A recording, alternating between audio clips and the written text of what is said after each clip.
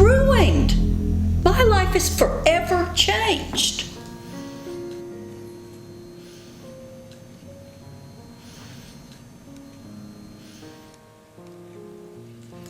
I want his justice. I want his justice. I want his justice. I want his justice. It's ruined. It's ruined.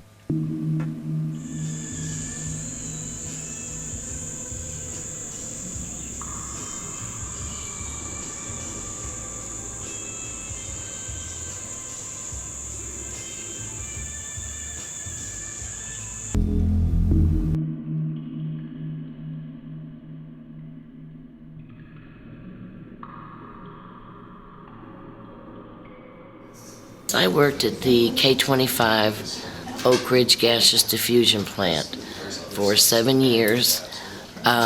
It's now called the ETTP, East Tennessee Technology Park. And the plant enriched uranium for nuclear fuel and bombs. The primary heavy metal that they have found in my body was mercury, cadmium, a lot of nickel, arsenic, small amounts of uranium, plutonium, aluminum.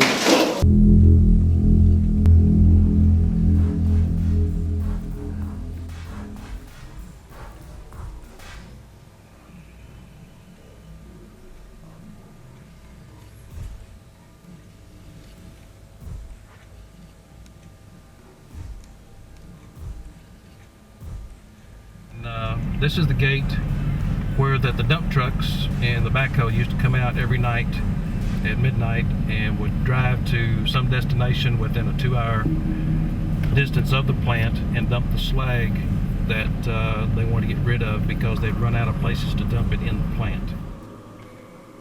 Generally, heavy metals, no matter what they are, they like to lock up in the amino fatty acid tissues of the body, soft nerve tissues, bone marrow. Uranium especially loves bone marrow.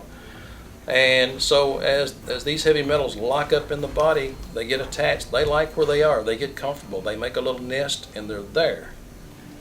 It appears that the government is dead set on paying only somewhere in the area of about 30% of the claimants. And the other 70%, they just have no intention of paying. I don't know why. I was denied last year. They told me that I could have gotten, in my letter of denial, they told me that I could have gotten these high levels of arsenic, lead, silver, and nickel from anywhere in the environment. In other words, I could have just walked outside and gotten a deadly dose of arsenic, lead, silver, and nickel. I don't think so. I just don't think so. I just don't think so. And his colon had ruptured twice, and then after his septic shock that he lived through, and then he had staph infection from the hospital, and he got through that, and then he had his colon rupture again, and he had a septic poisoning from E. coli, which had invaded his body.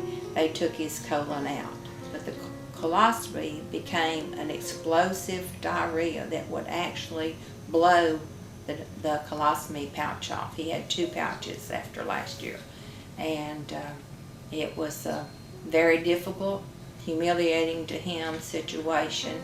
I really became, I guess the best word for it's angry.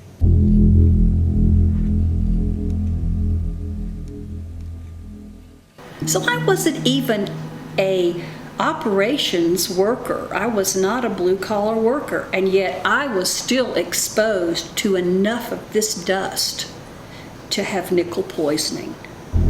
See, this is another problem with this program. Now this is a larger picture problem with this program, and this is something that we brought up from day one when this law was in its formative stages in the year 2000, is that the workers do not have access to the physicians and the testing that is needed to gather the evidence that they need to put together their cases that show that they have these toxins in their bodies. As a certified whitewater person, whitewater instructor, and I worked many hours. I put on these technical pollution prevention conferences for the Department of Energy.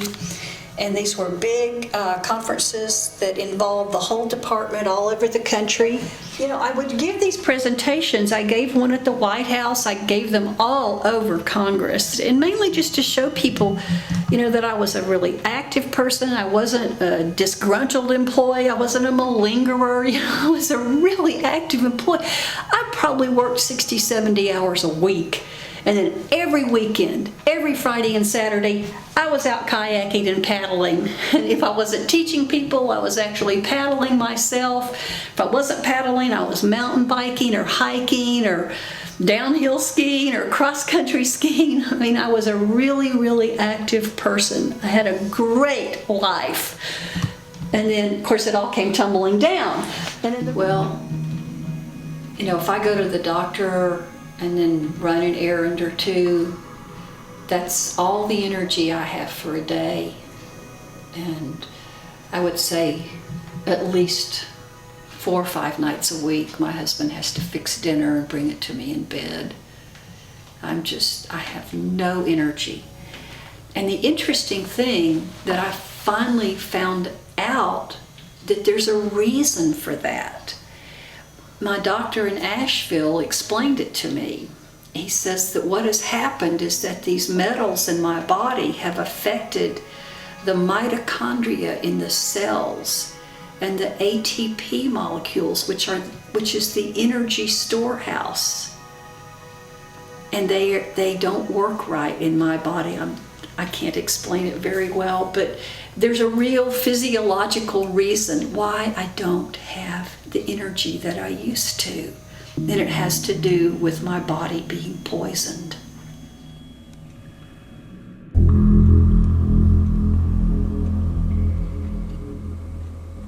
Stories they put out about what a good job they're doing, and recently that they had paid over $1 billion to Tennessee workers. Well, that's to 9,700 people in Tennessee. Most of that's in the Oak Ridge area, but there are 57,000, if I'm right in my numbers, still in Tennessee file claims. And a total of 170,000 plus claimants across the nation have filed. It was DOE and its contractors who were self-regulating, who put production over human health and safety, and they knew it was dangerous. They knew.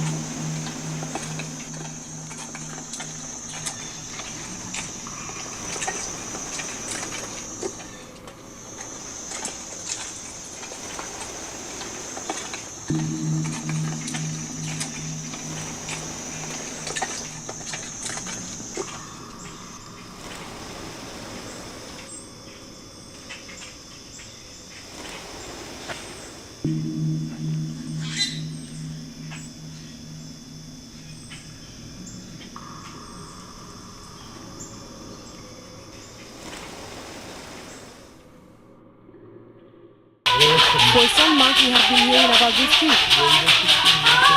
heard that a group of Americans was planning to challenge the restrictions about traveling to Cuba.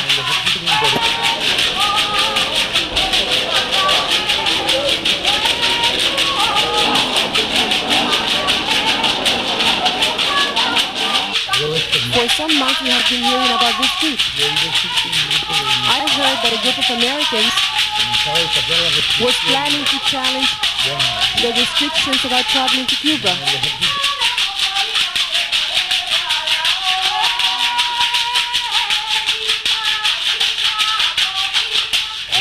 For some months we have been hearing about this trip.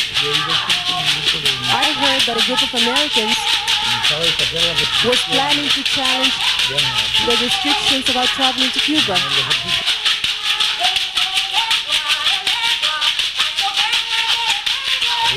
For some months we have been hearing about this trip.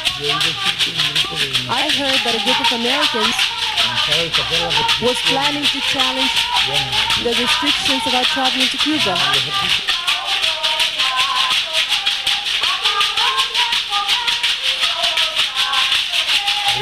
For some months we have been hearing about this trip. I heard that a group of Americans was planning to challenge the restrictions about traveling to Cuba.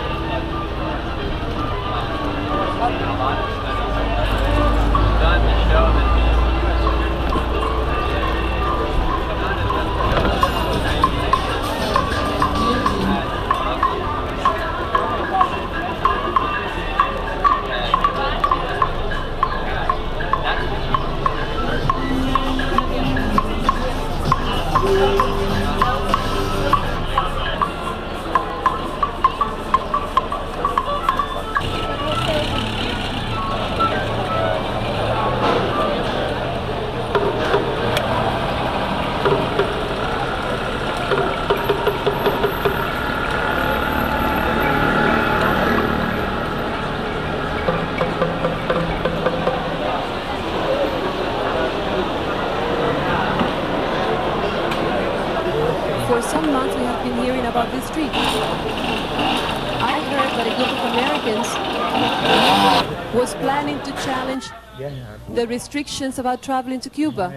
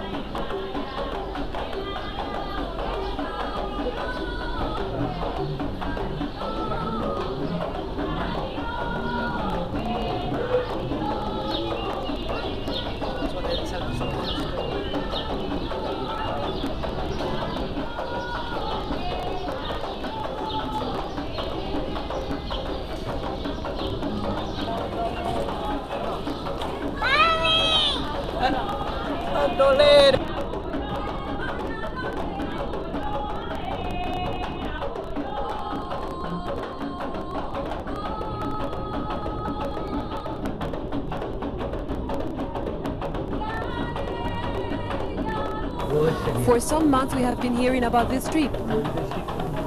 I heard that a group of Americans was planning to challenge the restrictions about traveling to Cuba.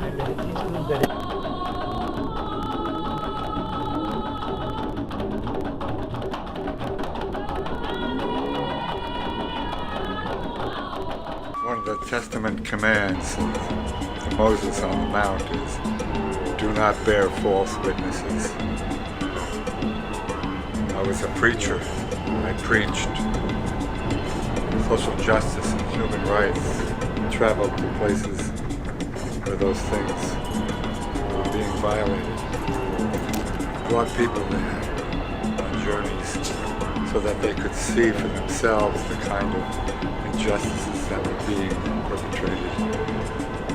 which the people of the churches themselves were conspiratorial because they supported the regimes, the work, the corporations, all those folks who brought this injustice to the lands of the people that these folks visited. And I often wondered whether these things stuck in their minds, the ones I brought, or the ones I preached to. And I found that they didn't in many cases, that they were soon forgotten, that people would just do a little bit and think that they had satisfied the causes. They would provide perhaps backpacks to Palestinian children. But after 9/11, you know what happened? They denied those very backpacks, and they blamed the Palestinians that they were helping just days earlier for the 9/11 attacks, or at least being co-conspirators in them, when they themselves were co-conspirators in the injustices by supporting regimes that provided help to the people who were causing the injustices. So whether they be, whatever they be, whoever they be, those were the things that were happening. Those were the things that were happening. And the injustices, they continue these injustices. They prevail throughout this globe. And so there is this idea of not bearing false witness, that we must be able to see the world as it is, to see who's going about doing the injustices, who's killing, who's murdering, who's creating the wars, who's selling the guns, who's selling the ammunition, who's selling all the hardware necessary for these injustices to be perpetrated. We got to see that. That's the way it is. But we won't, because we're co-conspirators. We're part of the problem. We're part of the process. We're bought into the system, and we buy the merchandise to help support the purchase of these injustices throughout the world. And we listen to the people who provide the lies, really the rationalizations which themselves are lies, or at least have fooled themselves into believing that what they're doing is right and just. We buy that. We buy that. We pay the taxes that support that. We are the ones who are complicit, all of us. And we need to get in there and clean ourselves from this complicity. But we can't. That's my fear. We can't, because within us is that need to be satisfied, to be secure. And this is the place at the present that provides security, and we won't go beyond those notions of security. We won't go beyond them at all. We will buy into the system every time because it provides for us, and we will help perpetrate the lies, and we will support the elites who provide the rationale and the power and the coercion and the illusion and the delusion and the advertisement and all the things that persuade us that what we are doing is right.